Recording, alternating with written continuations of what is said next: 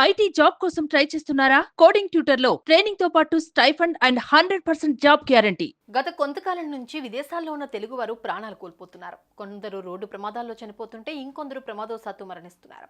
తాజాగా తెలంగాణకు చెందిన మరో యువకుడు జీపీఎస్ ను నమ్ముకుని సౌదీ ఎడారిలో తప్పిపోయి మృతి చెందాడు. కుమారుడి మరణ వార్త తెలుసుకుని మృతుడి కుటుంబ సభ్యులు కన్నీరు మున్నీరుగా వెలిపిస్తున్నారు.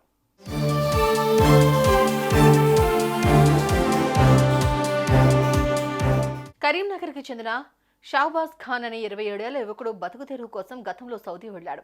అక్కడే టెలికమ్యూనికేషన్స్ మెయింటెనెన్స్ కంపెనీలో టెక్నీషియన్ గా పనిచేస్తున్నాడు. అయితే ఇతడు గత 5 రోజుల కిందట తన స్నేహితుడిని కలిసేందుకు మరో వ్యక్తితో కలిసి జీపీఎస్ పెట్టుకుని కారులో బయలుదేరారు. కాగా జీపీఎస్ పనిచేయక దారి తప్పి ప్రమాదకరమైన రబ్ అల్ ఖలీ ఎడారి లోపలికి వెళ్లి అక్కడే చిక్కుకుపోయారు.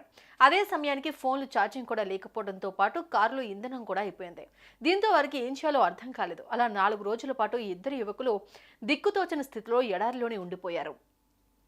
మండుతున్న ఎండల్లో ఆ ఎడారిలో డిహైడ్రేషన్కు గురై షాబాజ్ ఖాన్ తో పాటు అతని వెంట వెళ్లిన మరో వ్యక్తి కూడా ఎడారిలో ప్రాణాలు కోల్పోయారు.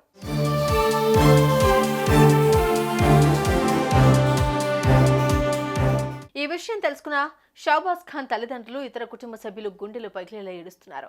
బతుకు తెరువు కోసం సౌదీకి వెళ్లి ఇప్పుడు శవమై తిరిగొస్తున్నావా అంటూ కన్నీరు మున్నీరుగా విలిపిస్తున్నారు. షాబాజ్ ఖాన్ మరణంతో అతడి స్వగ్రామంలో విషాద ఛాయలు అలుముకున్నాయి.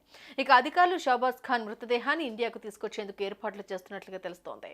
ఇదే వార్త ఇప్పుడు స్థానికంగా తీవ్ర విషాదంగా మారింది.